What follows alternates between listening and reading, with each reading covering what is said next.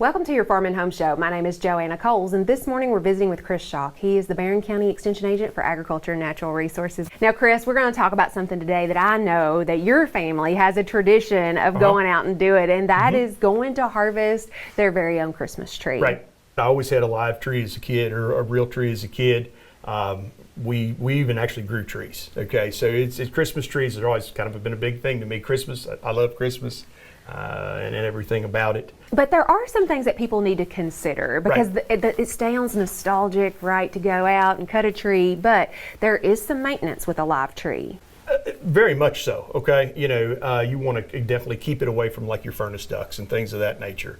I always just close the one that's closest to that. And then you've got to monitor that tree. You've got to monitor it to make sure that your water level stays where it needs to be. And you've got to have a Christmas tree stand that's sturdy and that will hold the volume of water that you need. Yeah. That might be something that people are not aware of, is right. That even though you have cut that tree, you still need to provide it with ample water. That tree is is coming into an environment in your home, especially that time of the year when your heater's on, your humidity's pretty low in your home, and it's going to literally suck the sap right out of it. Okay, so we've got to make sure we're hydrating that tree, and it makes a difference whether my family chooses to go right to the farm and cut it off the stump, and from the time it's cut off the stump till the time it's in the stands, probably less than an hour.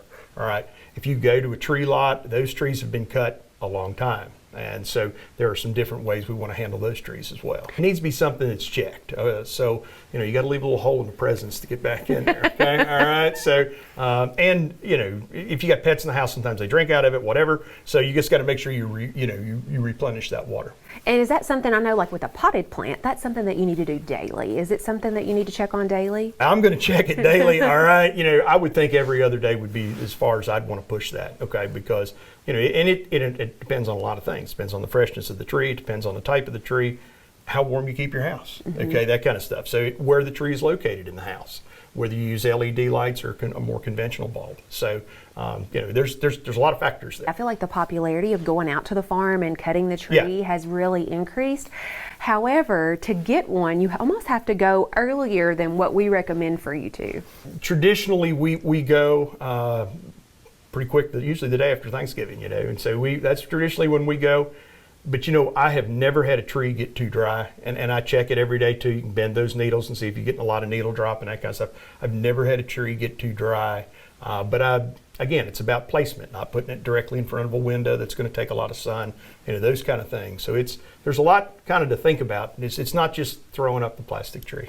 And one of the things that I always encountered going out and cutting my own tree is in the area on the farm, it doesn't look like it's that big, right? But then when you get it in your home, it's really big. Right. So most tree places, farms that have got a place to cut, they will give you a pole, and it's incremented by foot. All right. So, if you're in a standard house, it's got an 8-foot ceiling, depending, so you're going to want that 6.5, 7-foot tree at the most. You can get a tree that's way big. All right. And you also need to, I think about some trees are skinnier, some trees are more, round. So that's very important too. You got to know your space. So don't try to eyeball that. Yeah, and I think it's always good before you actually go out to the farm is know where your Christmas tree is going. Right. For sure. Measure that area. For sure. Because a lot of times when we get out there in the excitement of it all, we want that big pretty tree. You do get caught up in the moment, okay? All right, so you got to just kind of have your parameters set so that you don't get out of whack when you get there. And Chris, would you have any other advice for people who want to bring a live Christmas tree into their home for the season? Yeah, I like to go to a place that's got a tree shaker, okay? Because there's a lot of, whether there's dead leaves in there, whether there's other leaves that have blown in. Again, we're back to, critters, okay? All right, of any kind.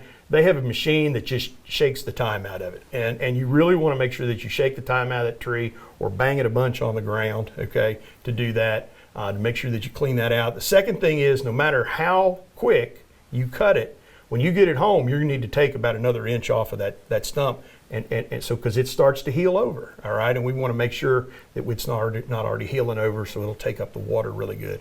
Those are two things. I think switching to LED lights is important too. Thanks for watching and have a great day.